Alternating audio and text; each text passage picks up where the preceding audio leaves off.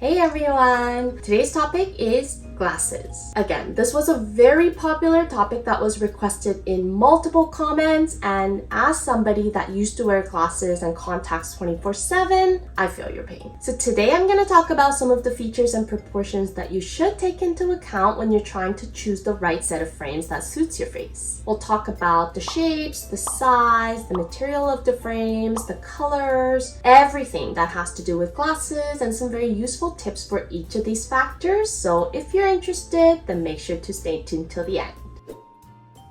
I personally used to hate wearing glasses because I had a pretty high prescription, and you know when your glasses are really thick, they can make your eyes look really tiny, and I used to hate that. Especially going through puberty, and when you're so self-conscious about your looks, these things can really affect your self-esteem a lot, you know? And I've always been told that my eyes are the best feature of my face, so I felt like glasses were so detrimental to my overall appearance. So trust me, I get that those of you that wear glasses all the time might feel some type of way towards them, but glasses can also be used as a way to offset your proportions or as a way to draw more emphasis to your eyes and away from some of your other features that might draw heavier emphasis. Wong actually does this really well. If we look at her proportions, Ali has a really long face, and compared to her middle third, her top and lower thirds are both on the longer side. And for an East Asian, she also has a pretty narrow distance between the eyebrows and the eyes, so the eyes seem like they're located a little bit higher up in the face. And that means the area from underneath her eyes to the end of her face is quite long. If you remember from my other videos, I usually call these areas outside of your facial features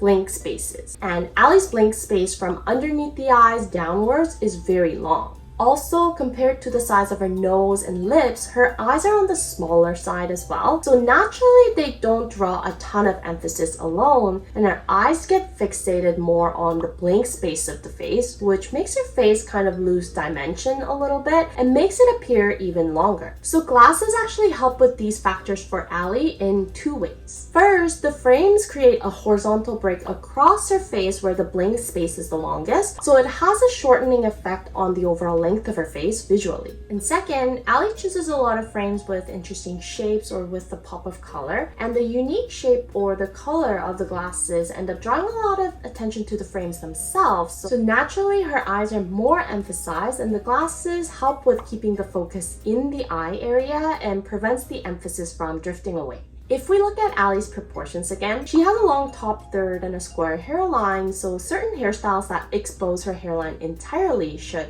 theoretically be drawing our eyes upwards to her forehead and away from her eyes. But the glasses actually help with keeping the emphasis on her eye area, so she's able to wear quite a variety of hairstyles that would normally draw too much attention to her forehead and her hairline because her glasses act as a way to prevent that from happening. Jamie Lee Curtis is a similar example. Jamie also has a very long face, and she has an especially long philtrum. Like I explained in my previous videos, the way our eyes recognize the length of the middle third is not only by looking at the length of the nose, but also by looking at the distance from the eyes to the lips. So if you have a long philtrum, then visually, again, this blank space is going to appear longer and make the overall length of your face appear longer as well. Now, Jamie uses a pixie cut to bring the emphasis upwards and away from her long philtrum, but her glasses also act as a way to create an additional horizontal break in her face and also to draw the emphasis away from the philtrum area.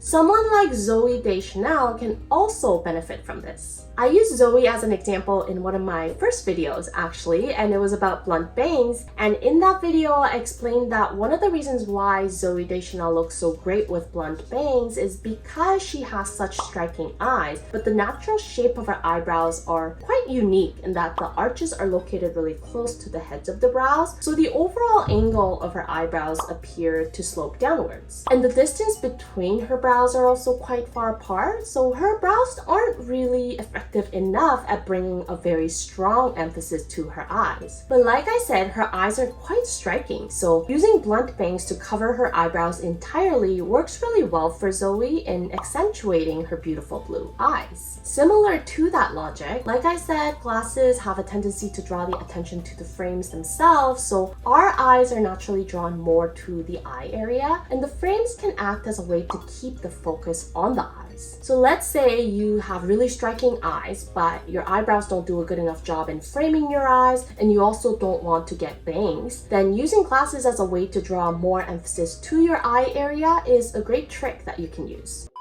Now, the shape of the frames, the size, different materials, and the colors, these are all also important factors to consider when you're trying to decide on the right set of frames for your face. Let's start with talking about the shape of the frames. With the shape, there's really two areas that you should be concerned with: the shape of the top section and the shape of the bottom section. The top section works in close relation to the shape of your eyes, similar to how you choose your eyebrow shapes based on the shape of your eyes. So what I'm trying to explain is the assimilation effect in visual terms. If we look at this image, the red line appears lighter against the white background and darker against the black background, even though they're actually the same red on both sides. So it's an optical illusion of our eyes associating the two colors in close proximity as being similar to each other, and this is an example of an assimilation effect.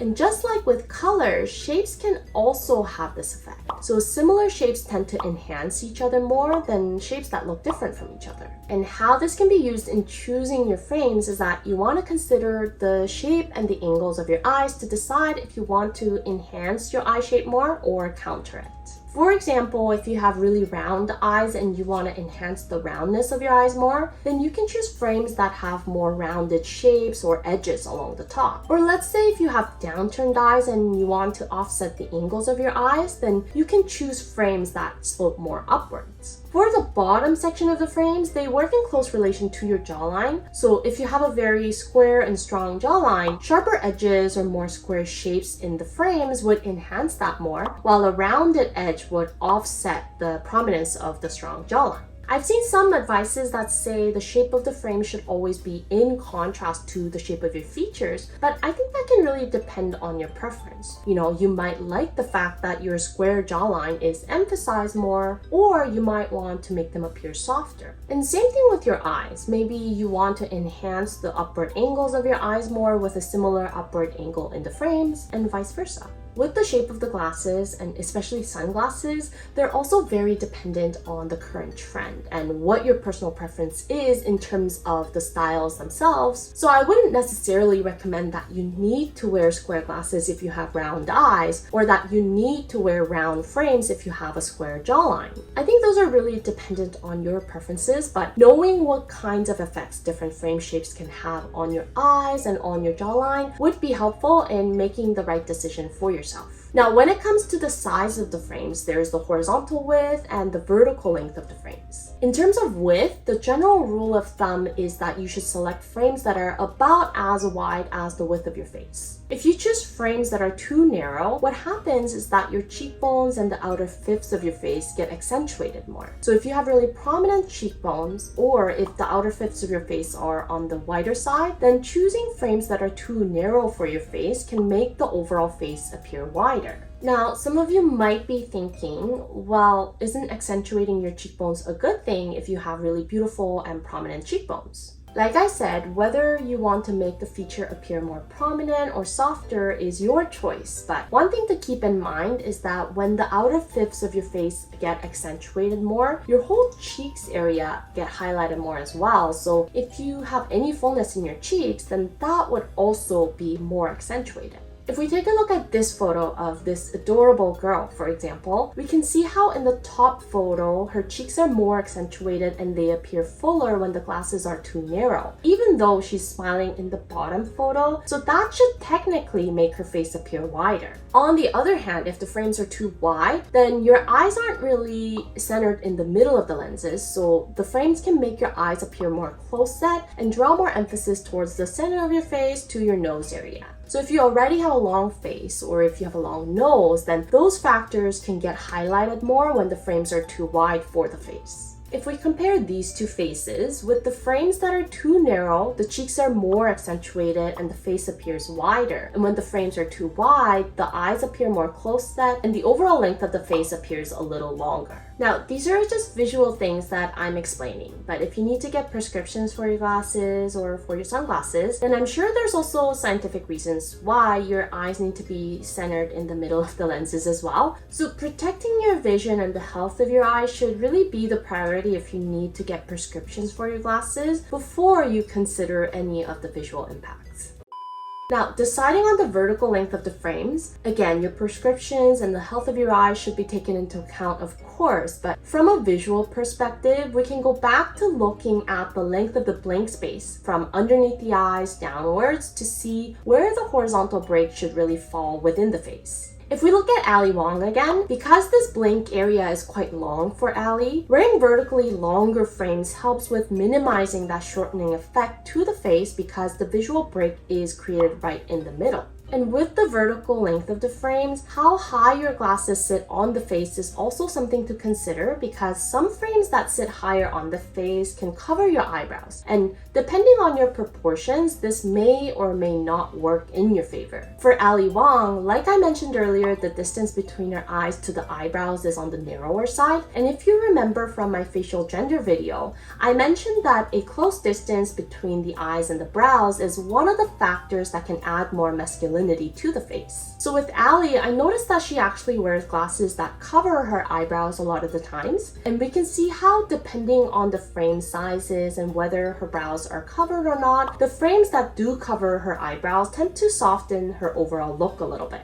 Now, the material, the thickness, and the color of the frames all kind of work together, so I'll explain the effects of all of these factors combined. First of all, in terms of the effect on the length of the face, metal frames are obviously thinner than acetate frames, so the shortening effect on the overall length of the face is not as great with metal frames. But even with acetate frames, the color of the frames will also matter because if you have clear acetate frames, then obviously the level of the shortening effect will be similar to thinner frames like metal. And secondly, the material, the thickness, and the color could also dictate how much emphasis the glasses bring to the eye area. The thicker and the darker the frames, the stronger the emphasis or the attention is brought to the frames themselves. And if the color is similar to your skin tone or the frames are thinner, then the amount of attention that the glasses draw to the eye area won't be as strong as really thick and dark or colorful frames. So really dark and thick frames would bring the most emphasis to your eyes theoretically. But if we go back to Ali Wong again, I mentioned how covering her eyebrows softens the overall look a bit. But with really dark and thick frames like these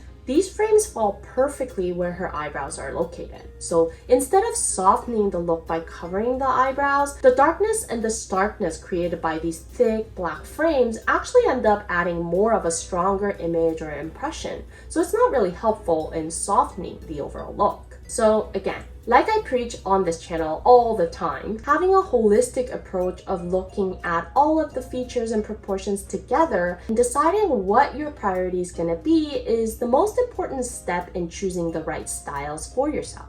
With glasses, I really encourage you to try them on physically before purchasing them. I mean, as with any fashion items, I think it's always best to try the fit first. But with glasses especially, I think that even if the differences seem marginal to the eye, they can have a pretty big impact on your face when you actually try them on. And nowadays, there's more and more online shopping available for frames and stuff like that. But in my opinion, as somebody that's worn glasses for a good 20 years or so of my life, I highly recommend you to actually go into a store and try them on physically. And when you do, keep in mind of the factors that I talked about throughout this video to make an informed decision for yourself. I hope you found this video helpful. And before you go, just a quick reminder that consultation bookings for September is going to open on August 15th at 10 a.m. Pacific Standard Time. Not to brag or anything, but August bookings filled up within the first 10 minutes of me opening my calendar. So if you do want to book a consultation with me,